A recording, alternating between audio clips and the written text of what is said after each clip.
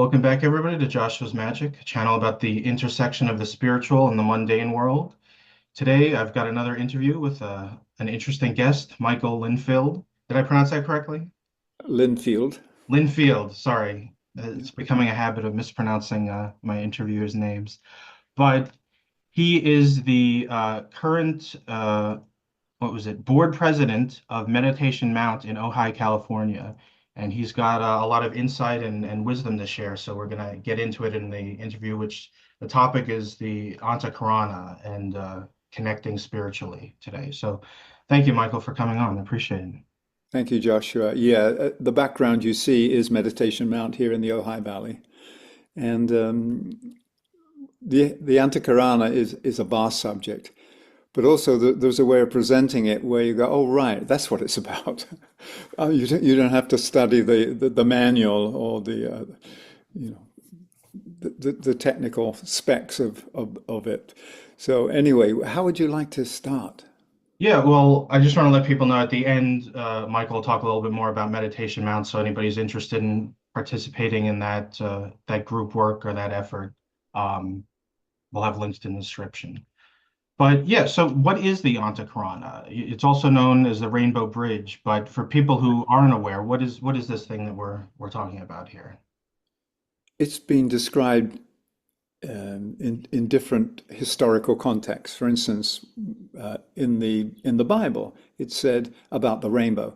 The rainbow, this is a covenant twixt you and me, between you and me, between God and humanity. So it's this connective tissue. Then we have the Nordic mythology of the rainbow bridge, the Bifrost. But Bifrost was actually not seven colors, it was three colors. It was the primary colors. But it connected the realm of humanity with the realm of the gods. So Bifrost in the Nordic mythology, that bridge connected Asgard, which is the realm of the gods, the Asa gods, with humanity that dwelt in Midgard, Middle Earth, which is interesting because then you got Tolkien taking up the whole concept of Middle Earth. So the Rainbow Bridge is a connective tissue between two states of consciousness. You could say it's between the soul and the personality.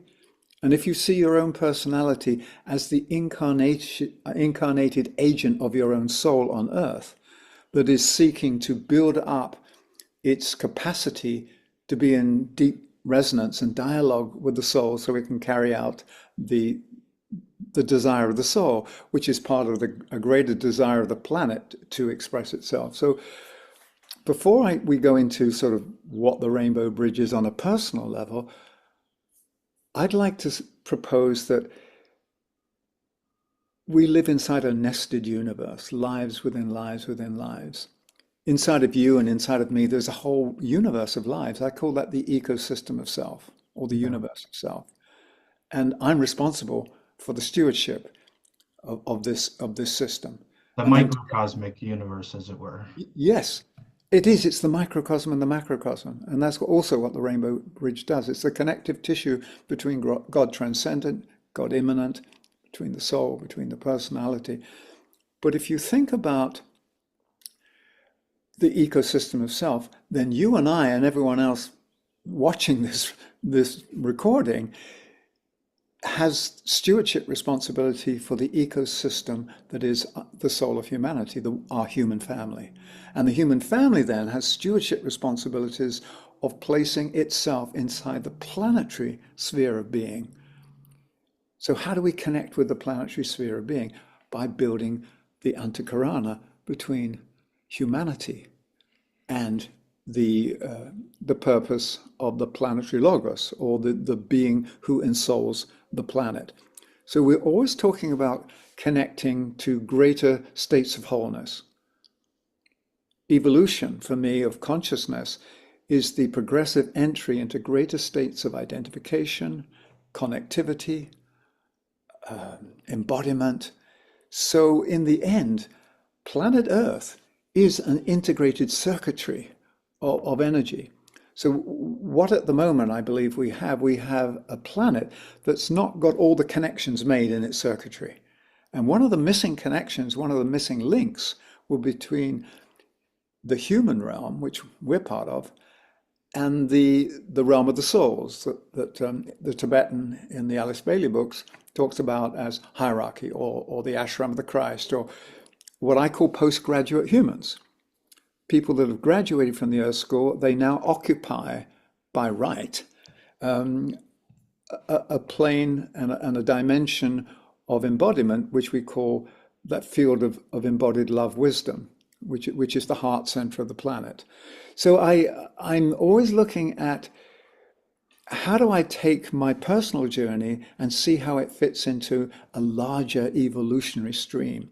So when I talk about the Antahkarana, I'm also talking about how humanity reconnects with the planetary purpose, and then how we are part of the planet, or deepening its connection with the informing life, the solar life. And then the solar life, part of a greater life. So it's all this nested lives within lives. And the way that we connect is by coming into resonance. So the Rainbow Bridge is a bridge of resonance that has to be built from both ends at the same time. And if you read what the Tibetan says, you use the higher mind. You use the mind because energy follows thought. You're actually creating the connections. It's like when you build a suspension bridge between two pieces of land. You build the abutments, and then you suspend these cables in between them. And so in one respect, if you to use that image, the Rainbow Bridge is building a suspension bridge, or a bridge of communication between two states of consciousness, two land masses. And one would be the realm of the soul, the other would be the realm of the incarnated personality. And The bringing together of spirit and matter. bringing together of spirit and matter, because humanity is the meeting place of spirit and matter. We're told in what goes back to Blavatsky and the Secret Doctrine, is that in order for spirit to enter matter, matter had to develop its own ability to respond. You have to have this consciousness of matter. And then there had to be, if you like, a medium, a mediating function in between, which is called the soul.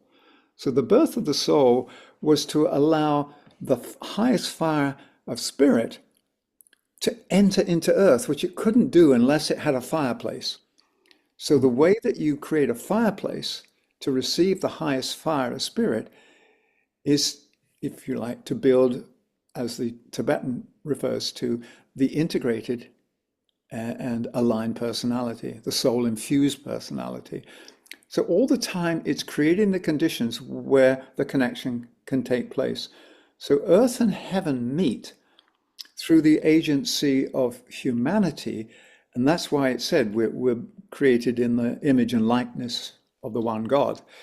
I think it's an interesting point that all of this sort of gets at. There's a strain of thought, sort of, I don't know if naturalist is the right word, but people who think that humanity is despoiling the world, and obviously some of that's true, but that the world should sort of go back to more agrarian, and that the humanity is sort of a hindrance to that. And Well, the yeah. perspective from the ageless wisdom is that humanity, like you're saying, is this necessary link in the next step. It's Well, I can understand how people feel that way. It's like me. When I'm not enlightened, when I'm just bumbling around and doing weird things and causing harm, people will say, well, wouldn't it be better if Michael wasn't around? Because I've got a non-integrated soul personality. yeah, Therefore, you're seeing me not in alignment with the deep purpose of my soul, or the deep purpose of the soul of humanity, or the deep purpose that is the purpose of the indwelling life of this planet. So it goes back to this tension we're experiencing in society at the moment between our demons and our better angels, yeah, the struggle going on, because we haven't got that viable connection. The wisdom of the soul is not informing daily life. yeah. Therefore, you could easily say, look at humanity. We're a blot on the copybook of life. We best get rid of us. No, best that we evolve. Yeah. and assume our rightful place in the scheme of things. We can only assume our rightful place when we've matured. Yeah. Well, Maturity, that's the way it is. Like, humanity started off in a somewhat neutral state, and then, went down, right? And then only from hitting that bottom and then coming up can you go higher into higher than neutral, let's say. well, that's what we've done, and the reason I believe we've separated ourselves and don't have this soul contact is because in this particular civilization, the Indo-European civilization, that came after Atlantis and etc., is here to develop the mind.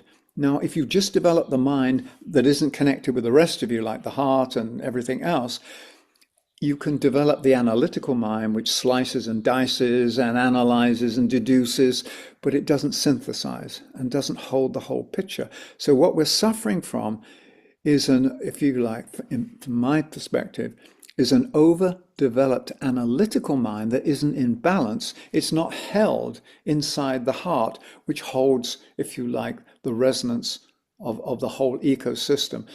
Therefore, we need to move from the head to the heart. And the building of the Rainbow Bridge, even though it is, if you like, mental activity that the Tibetan talks about, it's the higher mind, the intuitive mind, it's the Buddhic plane and connecting with the earth. So when you look around at the world as it is today, Joshua, a lot of people that come to visit Meditation Mountain, they're totally distraught. They don't know Mm. what's going on. They think everything's falling apart. It's the end of the world. It's the end of this current form of the world.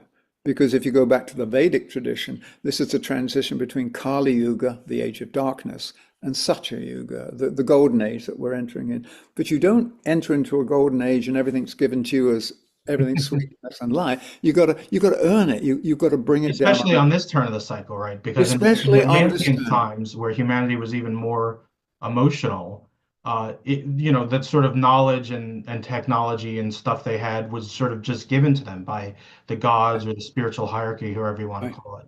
But Yeah. now it's like you're saying, it's on us to build that up. And maybe there's a reaching down to sort of enlighten and inspire us, but we have to do the necessary work to build up. Yeah, we have to build the bridge. Yeah. We can't be given a bridge. We're given the opportunity to build the bridge. It's really an invitation to play our part in the planetary life. So I don't see it as, oh, I'm building a rainbow bridge so I can become enlightened. No, I'm part of a bridge building so that the planet can become connected with itself and fulfill its destiny. You and I are part of the fulfilling of its destiny. And that's where I think we have to see humanity as a very necessary part. If you look at the chakras in a body, we each, we have our different chakras, our different energy centers, and they have different functions. And it's said, if you go back to the teachings through Alice Bailey that the Tibetan gave, it said that the humanity represents the throat center, and then the hierarchy or the masters represent the heart center. Shambhala represents the head center. And then it's said that everyone who said yes to life and making this connection, building this rainbow bridge, is part of what has been called over the years the new group of world servers. The new group of world servers is asked to take on a function within the planetary body that is the third eye, the ajna center. And therefore, we actually build this light bridge in order for light to come in, because as it said in the Bible, when thine eye be single, thy body shall be full of light.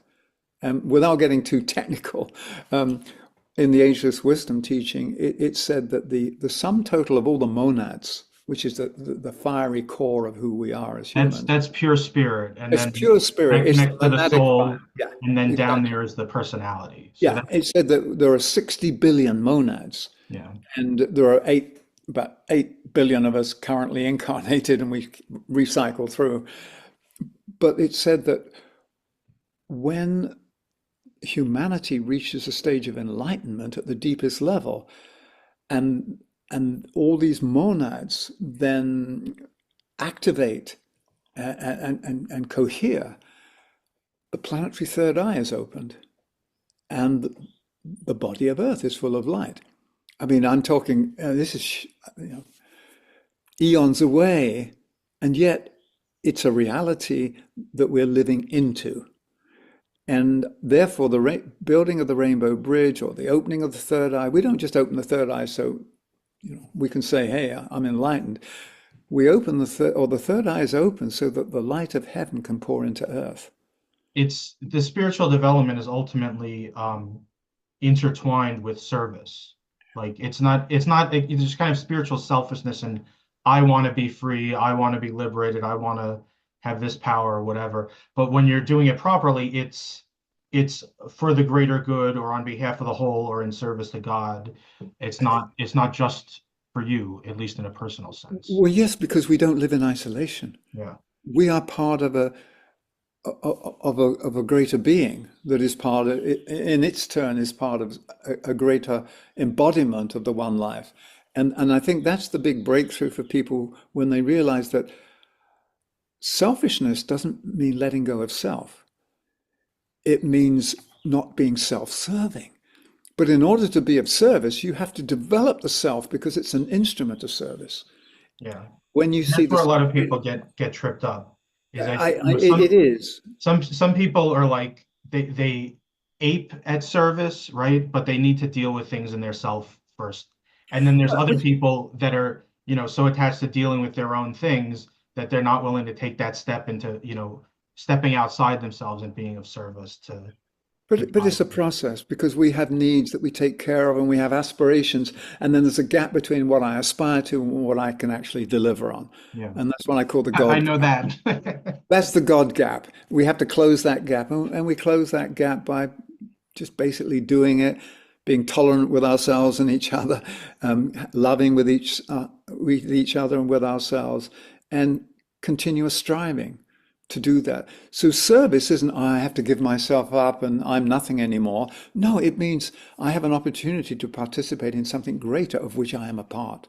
So the journey from I to we isn't a loss of self. The journey from I to we as a group means that I have a greater sense of self. And then when humanity realizes that it's not just a separate species, that we are an integral part of the planet, then the I that is humanity is expanded. So you don't lose your sovereignty. You expand your capacity to participate and be of service. I think that's the fear that people have. Well, if I become, if I give up who I am, you don't give up who you are. You increase your capacity to express the truth of who you are, which is far greater. There's a wonderful phrase that I know from psychosynthesis and counseling, is that we are so much more than how we're currently behaving. That's a good one. So I mean, look at the example of Ebenezer Scrooge, right? He was very selfish. He had his business and he had all this stuff about him. And at the end of the book, it's not that he lost all of that, but he, started being inclusive and caring of the people around him, the people that worked for him, and maybe the people in his community. And that, enriched his life greatly. Whereas when he was just focused on this bubble of himself, he was much smaller and poorer in a sense. exactly. And how did Scrooge get enlightened? He was visited by the different representations of the past, the present, the future. He was visited by the people with whom he had karmic connections, who he had treated in a certain way. And therefore he realized, oh, life is a result of how I choose to show up. And so building the Rainbow Bridge is allowing us to show up more as the soul than the separated and survivalist personality. Do you think I could ask you what, if you could outline some of the initial steps of building this bridge are? Because people might be hearing this and thinking, being of service is good and connecting with the soul, but what are some of these steps of building the bridge, or what does the process look like? I'm going to answer your question, but I can also say there is a lot of reference material inside the Alice Bailey materials.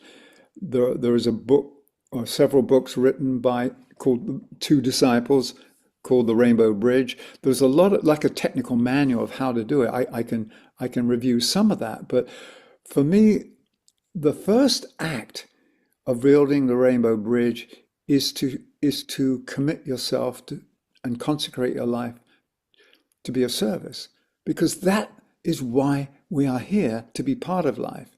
Whereas a lot of times you and I are here and we attempt to survive, and we don't realize that to receive resources, we have to participate in something greater than ourselves, which is what you said, service.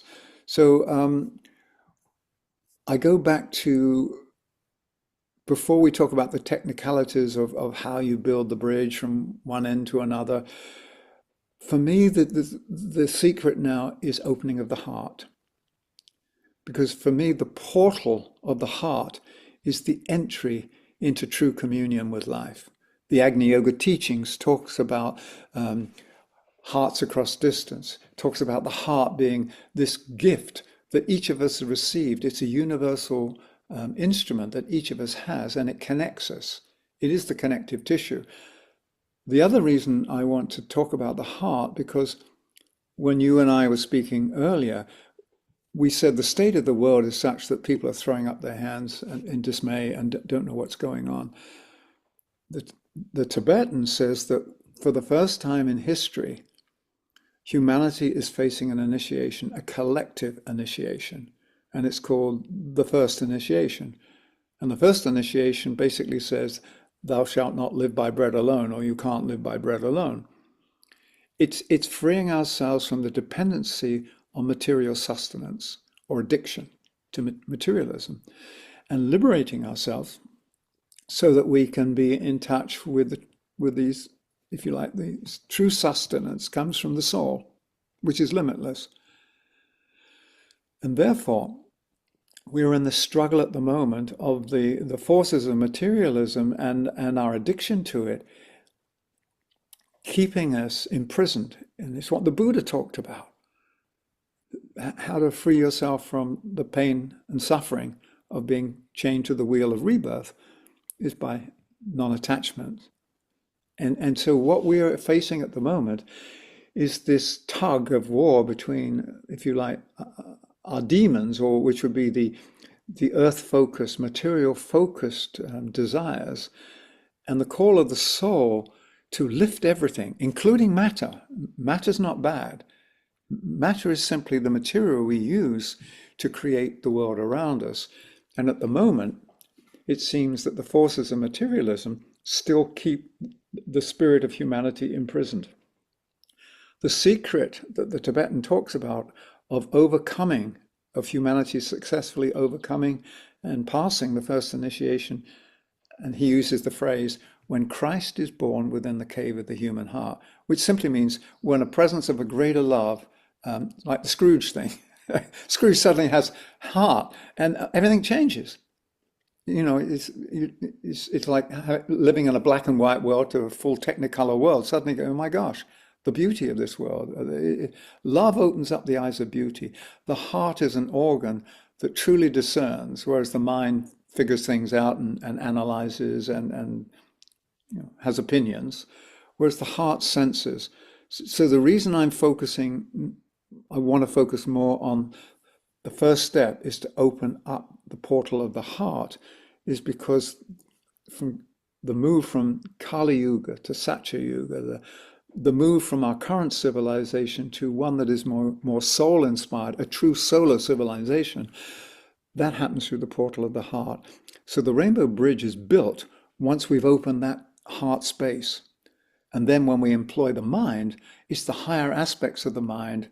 And so here's an image. I was Well, sorry, but yeah, for people that don't know, what is the higher mind? Like the lower mind is very concrete, sort of yeah. this and that thinking. And how would you describe the higher mind for The people? higher mind is that which allows imagination to show up. It is this higher sensory faculty that we have for picking up on divine ideas.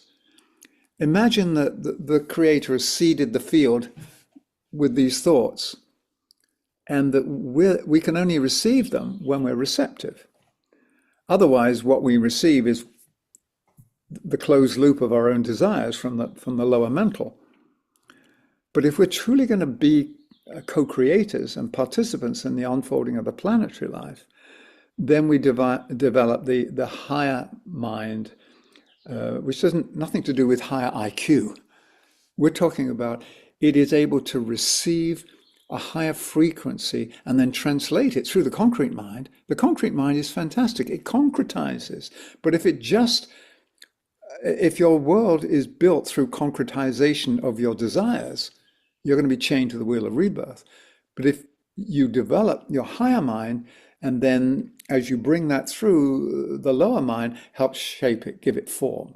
That's different. And so the building of the Rainbow Bridge is to put in place the circuitry that allows you to bring, if you like, divine ideas and realize them, make them real. In blood and bone, flesh, make the word flesh. And so the Rainbow Bridge is really allowing heaven to be brought on earth and for earth to be lifted to heaven. And that for me is the key to everything, Joshua. It really is. So I look at the higher mind as the instrument of intuitive perception. And what it perceives is, if you like, that level of planetary life, which is holding the dream, holding the divine plan, if you like. The divine plan isn't some sort of set of instructions that's fixed. It's the dream of the liberation of the life of the planet so it can fulfill its destiny. It's not prescribed, but it is imprinted, it's embedded as a note. So Mm. the way that we don't just become automatons and just march along and carry out the dictates of the mind and our addictive personalities is to be in touch and have the freedom to spontaneously respond to intuition, ideas, because the whole gift that we've been given is the freedom to express, the Yeah, freedom humanity is a to, different link in the chain. We have the habit sometimes of looking down and seeing how perfect animals or plants or even atoms function. And that's a kind of material perfection. But well, the note that humanity has to bring is a higher order. You know. it's a higher order. Well, there's this the wonderful phrase that or verse that probably a lot of people know is that God sleeps in the rock, dreams in the plants, stirs in the animals, and awakens in humans. I'd And never then heard that. That's a nice. yeah, and Yeah. then I want to add another line, and shines in the fifth realm, the realm of souls. Hmm. So it's like the unfolding of a flower, like a lotus. Well, the lotus begins with its roots in the mud, and then it sends up its stem through the water, which is the emotional. And the lotus in the east actually pushes up the stem above the water, and its bud starts to unfold in the air. And then when its bud is open and the flowers receive the direct light of the sun, it's said it reveals the jewel within the lotus, the hidden treasure that's always been there. But we have to create the instrument that can deliver on the promise. So building the Rainbow Bridge is how we create the instrument that can deliver on the promise of who we are. Like as a gardener, if I walk around with a seed, if it's a carrot seed, and I come up to you and say, look at this carrot, Joshua, and you go, I don't see a carrot. No, it's in there, believe me, it's in there. The only way you can show it is by sowing it and growing it. And that's the same with our humanity. We can't go around, I'm a spiritual being. Yeah, we know that. But our job is to make the word flesh, to make that reality flesh. We've got to grow it and show it together. Otherwise, it's just, you know, if you like, spiritual conjecture. Yeah. So, how do you reveal? Yeah, it's got to be integrated. The parts have to be working in the right way. You can get tripped up in one area and another, in the lower mind, too concretized thinking. You can be overly absorbed in your emotions or desires and led hither and thither. Um, but yeah, but you have to take those things and have them properly regulated, and then bringing that higher light in. Well, if you took look at the stages that the Tibetan gives two stages of development for the human that bring everything together. He said the first fusion of these of these disconnected bodies is the bringing together, the alignment and integration of the soul and the personality. And when you've got that, you've got a soul infused personality. That means you've got this relationship that is co-resonant. Now, that allows you to move towards the second fusion. And the second fusion, the Tibetan says, is when the soul infused personality, this integrated unit, is like the fireplace. It can receive the fire of the monad, the higher fire. Therefore, you've got the three in one. But the second fusion allows for the full connection of all our parts. So the rainbow bridge is to how to reconnect ourselves. So we have always been connected, but connected as a promise and as an inner reality. Our task on earth is to manifest that, to show the reality of that. And therefore we have to build the rainbow bridge to grow the flowers in the garden, not an imaginary garden, but the actual garden of Yeah. Gaia. It's got to be anchored in your waking consciousness and your brain consciousness, that higher. Exactly. And because once again, the Tibetan says, taking the first three initiations of the humanity, which is really when bringing these two fusions, has to be done in incarnation. Because so it's not a written test, not a theory. You've got to show that that life has a capacity to reveal itself. And that's really what it is. So building the rainbow bridge is creating an instrument of revelation. How can I reveal something if I'm not in touch with it? And if I'm in touch with something and don't have the instrument to deliver on it, then nothing happens. Yeah. I remember when I was working in the corporate world, we were doing a lot of work with the Toyota production systems and process improvement. And the Japanese had a wonderful saying that vision without action is a daydream. Action without vision is a nightmare. You got a And lot of good that's it. phrases. You've got to bring vision and action together, which is what we're talking about. There's a part of us that is visionary and a part of us that is practical. I want the part of me that's practical, not to respond to the whims and the addictive behavior of my personality. I want to build an instrument, as St. Francis says, make me an instrument of thy peace, O Lord. Yeah. And so that, It's like, how do you move from, I want to go to the movies, and then the practical part of you, well, let's set this time and let's look at the show times and I ask this person to come with me. What's the goal? If the goal is how do I connect with God? How am I of service to humanity? What is the goal of the soul? And then well, using the mind or the practical resources, that how do I implement that? How do I, manifest this? That's changing the direction there. if I may add to that, is Yeah. maybe you don't go to the movies with somebody. Maybe you realize we are part of a movie. And I live just up the road, an hour and a half from Hollywood here in the Ojai Valley. And we know Hollywood puts out all these movies, and a lot of it's computer generated imagery. Yeah. And so what you see on the screen is not actually real at the moment. It may be it's in the mind of the imagination of. We have the same capacity to generate these images and then fulfill them. So if you like, the higher mind is our equivalent of CGI. Hmm.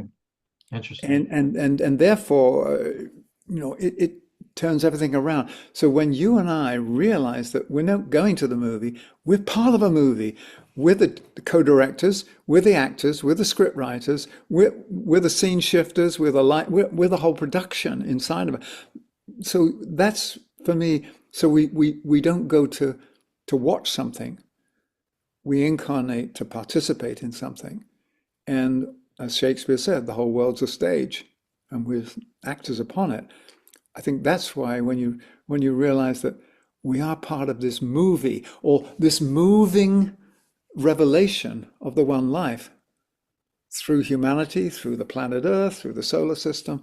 It's the one life revealing itself through all its many parts. That's how I seek to wake up and hold each day so that I don't get lost in, oh, my needs.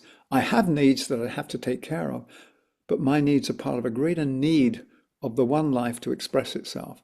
So I'm not here to survive. I'm here to be part of this great act of revelation of life. And that is a whole different journey. It's more joyful, it's more hopeful. And there are times when the light of that vision gets obscured by clouds of doubt or self-pity. But the sun's always shining at a deeper level. So the Rainbow Bridge is a way of connecting with the eternal sunshine of the soul on earth. And then there's those birds there, right as you said. So are there any other steps along the way that you think are worth pointing out as part of that process? We talked about opening the heart and being of service. It, Um, well, I'll use an image from nature because often you think, oh, I've got to read a book and it's got to tell me how to do this. And I was watching a few weeks ago in the garden here. I got up and there was a spider's web and it had been broken, and the spider was repairing it.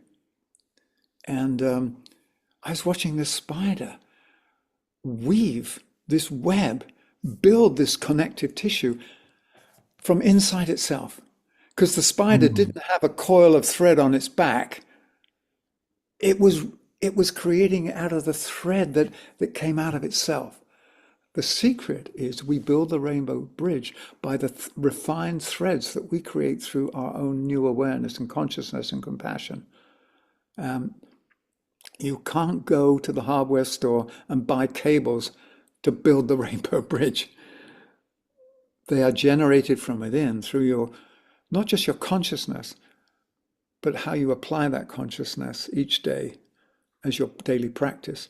It's how you live your life that is the substance of your being. And it's out of the substance of your being that these threads are drawn forth, which you can then create this bridge and to, if you like, wire or rewire the disconnected aspect of humanity with itself. So we talk about the fall from grace or the fall, that sin, and that humanity is a sinner. Sin simply means separation. The root meaning of sin is separation. So we're talking about how do we move from separation to reconnection. And the Rainbow Bridge is an important part of that. The heart is an important part of reconnecting. but I think it's difficult, and I have problems with this myself. But when you're focused on outside things, scheduling things or building physical things, um, like you're saying with the Rainbow Bridge and spiritual evolution, it's not so much focused on the outside stuff as is building the inside stuff, and that really requires a shift, and it's kind of discouraging because you're really good at building this or scheduling that or all sorts of other outward things, but then when you start the inner building, it can be discouraging because it's so much effort and I'm not getting it right. Um, Yeah, because it's not getting like a flat box from IKEA and you've got to put together this furniture. That's not how you build the Rainbow Bridge. The Rainbow Bridge is a result of how you show up in a loving and mindful way and how you consciously do the practice of connecting the higher and the lower aspects of yourself. So it is one whole, an integrated whole. The secret of all of this is progressive integration and alignment of these spheres of consciousness, spheres of being, whether it's the sphere of self, the ecosystem of self, or it's the sphere of humanity, our one humanity, or the sphere of the planet itself, this multidimensional being that we call Gaia or by whatever other name. And so for me, part of building the Rainbow Bridge is shifting from just having a human consciousness to becoming, if you like, a Gaian consciousness. hmm. And that for me is really important. For me, the way that you've described how we go about, and we're dealing with all this outside stuff, very often we look upon ourselves as walking on the earth, and we've got these things to do. We got lists to check off, and we got things to do, and we go about our business as a way of checking our lists. Yeah. And when you move from being a human to being a Gaian, when you move to being a Gaian, suddenly the whole earth that embraces us also lives inside us. And you realize that I am part of the earth is part of me. There is no difference. This is where they meet. This is where heaven and earth meet. This is where the individual and the planet come together as, oh my gosh, I am a Gaian. And I would say the big difference between how we currently operate as humans is humans live on the earth. Gaians live as the earth. Hmm. So when we live as the earth, we're living as part of an integrated circuitry called this planetary life.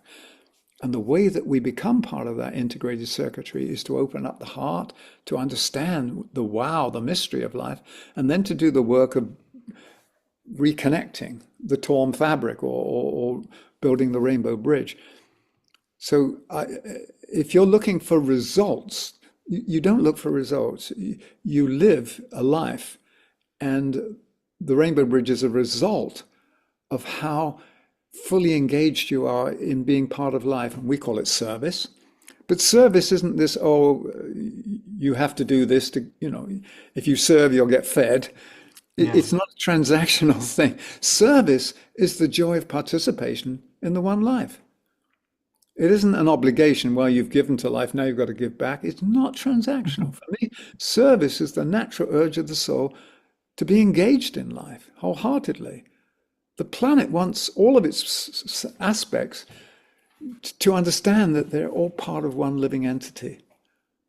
And the Rainbow Bridge, building the Rainbow Bridge, is part of reconnecting so that we can have that big aha and shift from separated I to we, to planet, from being a human to being a Gaian, or whatever. I just use that as an example of a shift in consciousness.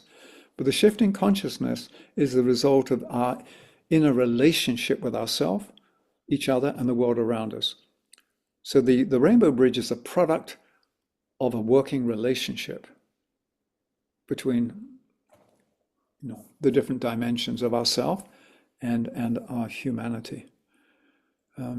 Otherwise, it seems like, I've got to go into a cave, and if I spend the next 6 months building my rainbow bridge, then I can come out and I can shine. No, it doesn't work that way. Hmm. This is not Clark Kent going into a phone booth and coming out as super person. This is Well, it's interesting. The symbolism there is when he goes into the phone booth, he's already Superman, right? But the phone booth, he just takes off the outer clothing of right, what's underneath. right. So we don't realize that we have this true inner clothing. And a lot of times what we do when we want to grow is we go out and buy some more outer clothing. So that's why I believe we're in the age of revelation. Revelation happens when you shed skins. You're not putting on more clothes. In fact, it's a strip tease. It's the dance of the seven veils. You're removing one veil after another until what is revealed is the naked truth. Hmm. And it has its own beauty. So I like that, is that he's got the Superman costume underneath. Yeah. Our soul is living inside us. Yeah. It can only shine once we make it a connection with it. So coming out of the booth, so the soul has to come out of the closet on earth. That for me is the reappearance of the Christ. That is the honoring the truth of who we are. That is standing in our sovereign self. That is connecting with each other. That is connecting with the earth as a living being. The Tibetan gave us a prayer to use every day as service to connect us. He said every day at 5 o'clock, may the power of the one life pour through the group of all true servers. May the love of the one soul characterize the lives of all who seek to aid the great ones. Then the third line, which is the real, here, pay attention to this. May I play my part through self-forgetfulness, harmlessness, and right speech. And he said, if you can practice those three things, you will come further along in your evolution than any sort of yogic technique you could find and try to follow. Self-forgetfulness, harmlessness, and right speech. And I've pondered on this a lot, and I realized, oh wow, that's deep. Self-forgetfulness doesn't mean not being yourself. It means not being self-centered. My expanded self can embrace others, and when I embrace others, I'm not in competition with them. I'm at one with them. And when I'm harmless, that means I'm part of a loving, unified field, which is what life is. And when right speech, humanity is the throat center. What we say, we cause to happen, which is why, silence is good to begin with until you know how to spell and formulate properly. Yeah. So that last line of the prayer that DK gives us to use every day, it's not just a throwaway line, it's for real. And it's a prerequisite for building the Rainbow Bridge. That's how I see it, Joshua.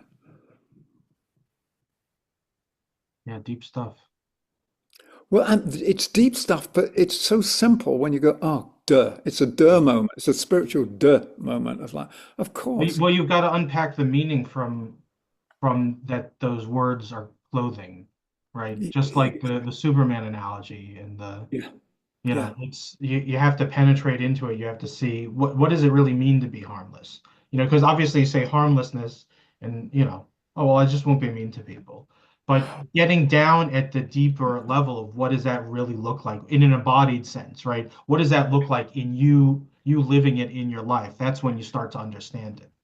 Exactly. And then you realize that harmlessness isn't weak and, oh, I'm not going to intervene. I'm not, I'm going to be harmless. No, a compassionate warrior, a spiritual warrior, a fiery warrior is harmless because we don't cause any harm. However, we may intervene when harm is being caused.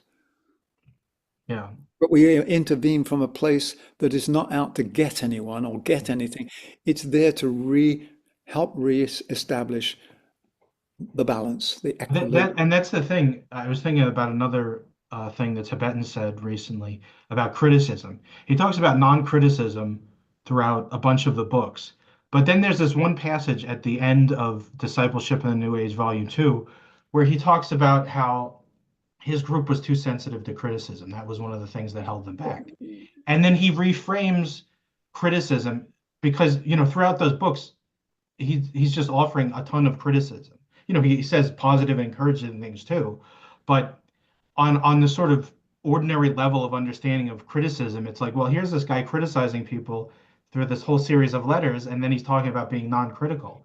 But Well, what I think, and you tell me your opinion here, is when he says don't be critical, it's coming from an emotional or personality sense. Like, I don't like this about you, I don't like that. Whereas true analysis is actually perceiving what's going on with somebody. And if you're right. sharing that without animus or without a personal gripe behind it, it's kind of a more pure mental thing or from the soul. And that's the distinction, I guess, between criticism and genuine analysis. I absolutely agree with you because criticism, what I believe he means, is when we demean and disparage, and it's not helpful. It's not harmless. It's not right speech. Um, Critique, which is this is what I observe. This is what you intend. This is how you show up. There's a gap between the two. How can I help? How can we help close this gap? Which is not saying I'm a bad person or you screwed up. It's basically saying, how do we create an instrument where you're true to yourself? Like in engineering terms, if you're out of true, the thing breaks. So for me, the criticism, and Agni Yoga talks about this, criticism as well as decay, criticism is a poison. It only not only poisons the person you're giving it to, but it comes back and poisons yourself. It poisons the whole field. It poisons the well. Critique is different.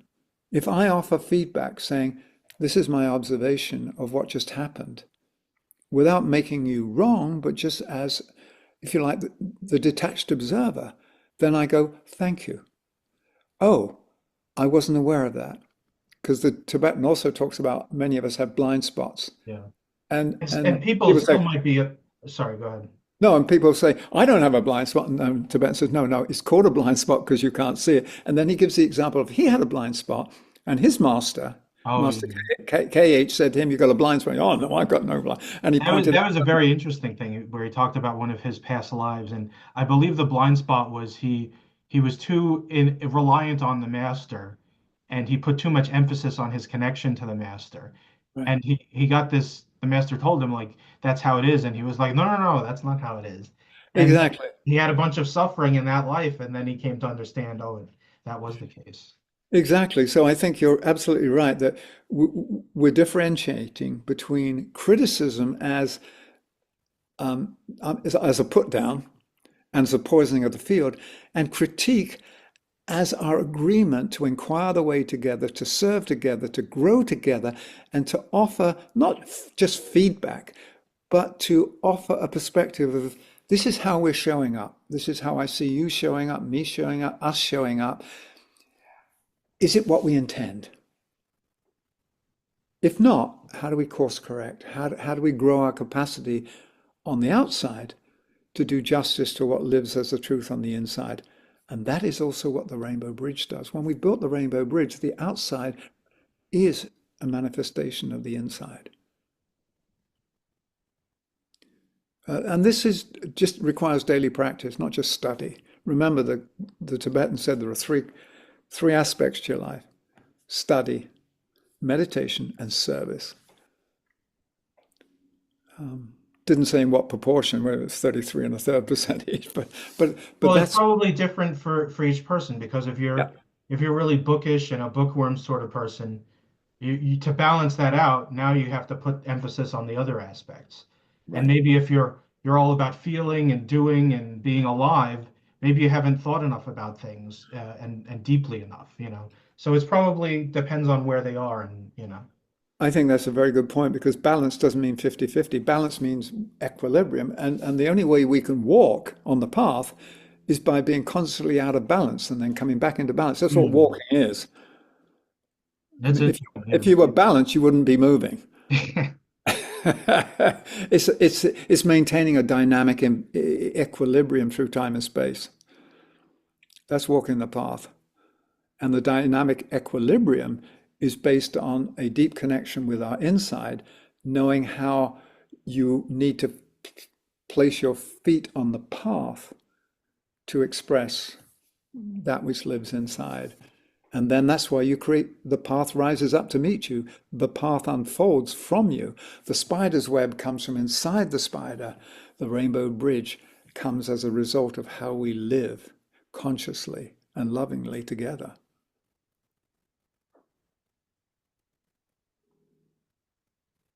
I think we've covered a lot here. Um,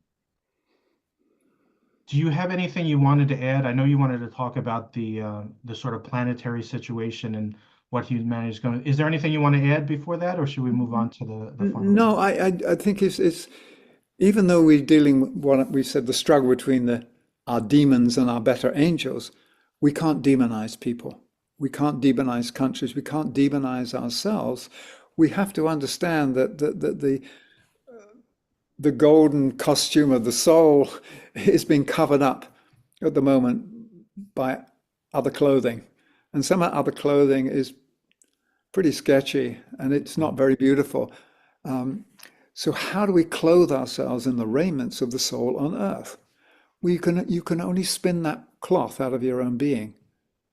You can't go to a store and buy soul clothing to make your personality look good. Yeah, That's that's that's not real.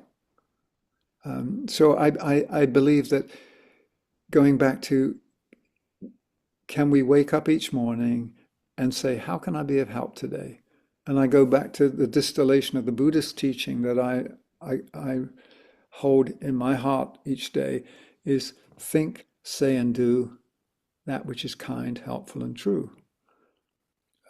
Because I follow a Buddhist practice. It's not a religion, it's a practice. I follow it alongside other practices because it's a practice is a way of perfecting the connection or closing the gap between my inside and my outside. So I come home and that I can truly be an expression of the one life. Just as the Master Jesus, when he became Christed, became a shining expression, just as the Buddha did. So there's that moment when we become the shining expression in time, space, and substance of something. The Rainbow Bridge brings us to the point where that can happen. Yeah, I think your point about the world and demonizing people is pretty important because there are real disagreements, right? And there are with all sort of different conflicting ideas, policies, ideologies. Some of them are wrong, some of them are right, and maybe most of them are wrong, who knows?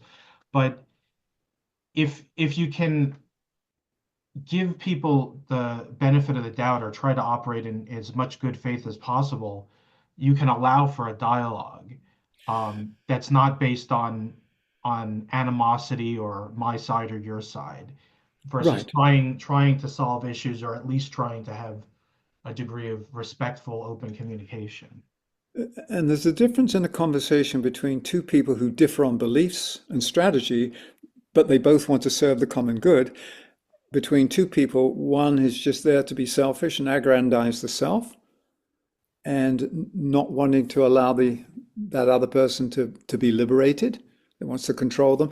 That's a different conversation. I'm Mhm. talking about the differences when we all agree we want to build a better world together. Yeah, what does it look like? Then we have all these, well, it looks like this, looks like that. But So it, even with people who are seriously wrong-headed or selfish, there was this thing a few years ago about punching a Nazi.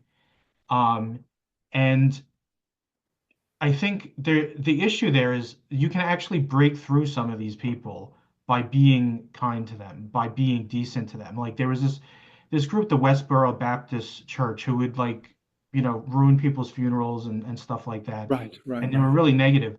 And what happened was one of them, this woman who was raised in this church, it was kind of like this very small, almost cult, if you will. But she was online saying, all sorts of nasty things to people. But this guy was saying to her, like, he was approaching her as a person, not with the really understandable reaction of, how what a mean person you are or whatever. But he was asking her, why do you think this or, whatever. And it was approaching in a certain way. And ultimately it opened her eyes that, oh, this isn't right what I'm doing or what I'm a part of. And another example, I heard somebody did an interview with somebody in Germany, and he was talking to somebody on the train who was a Nazi, like a neo-Nazi, like in current Hmm. times, not like 70 years ago. Um, and he was talking to this guy like a person and trying to understand him. And that led to him, realizing he was wrong about some of the stuff. So even in those real extreme cases, when you approach somebody with a kind of appropriate amount of openness, um, you can get through to them sometimes. Sometimes. And this is why, um, once again, the Tibetan talks about hierarchy having tolerance for humanity. Not that they allow us to get away with anything, but this is part of us growing into a new awareness. And so it's through this constructive dialogue that you've just named that we have the ahas. If I'm attacking somebody, I'm not about to be open to be enlightened. I'm on the defense and I'm going to throw one back at you. And therefore, you could go, well, I've got to make sure I disarm the Nazi inside of me, that Mm. tendency of me to feel superior, to disparage another. If that lives inside of me, then that whole representation of what it means to be a Nazi or whatever you call it throughout the ages, And everybody has that. Like, and who everybody doesn't has it. have at So least a little sense of superiority? Like, oh, I'm right about this, and this person doesn't know. exactly, and therefore that's what I'm saying. You don't demonize. You exorcise the demons through love, through understanding, through self-forgetfulness, harmlessness, and right speech. What you just described on the train and what you described on that interview was sort of a breakthrough in self-forgetfulness. Oh, this is the effect of this, Yeah. and harmlessness. And oh wow, what is right speed? How should I? So it goes back to the points you made earlier, is that anytime we can help each other, like the critique of oh, thank you. I This allows me to build a better instrument so I can show up as a representative of love and compassion, because that's what I desire. But I've got patterns that I'm not aware of that sabotage my highest aspirations. And I believe at the moment we've got some ingrained addictive patterns inside our humanity that we all contribute to that are sabotaging the desire of the soul to be the governing force on earth. And when you look out there and something really gets you, like, oh, this group's doing wrong, or I don't like how this person's behaving, take a step in and reflect, is symbolically, am I doing the same thing in a certain way? And is there Right. something I can do about that reflection in me first before thinking about changing them out there? Yeah, so I guess the takeaway for me is that it's not just being mindful, it's being heartful. And when you combine the two, being mindful and being heartful, then I'm open to life. Life can enter me. I'm open to what you have to give to me. If you're coming from a place of being heartful and mindful. Therefore, those are the conditions in which we can grow together and support each other in growth, not just as human beings, but the planet can grow its capacity to deliver on its promise. Michael can grow Michael's capacity to deliver on my promise, but I'm not a separated unit, so I need to do it with you and others to deliver on the promise of humanity. Humanity is not a separated species. It needs to work in collaboration with all the different multidimensional realms of this sentient being in order for the earth to deliver on its promise. So it's humbling and it's hopeful and it's encouraging. And at the same time, it can be very discouraging if I only look at my faults or how far I haven't come, or oh my gosh, I'm a failure, or the way I'm behaving now, I'm ashamed of it. You Or, got to have patience for yourself, one step at a well, yeah, time.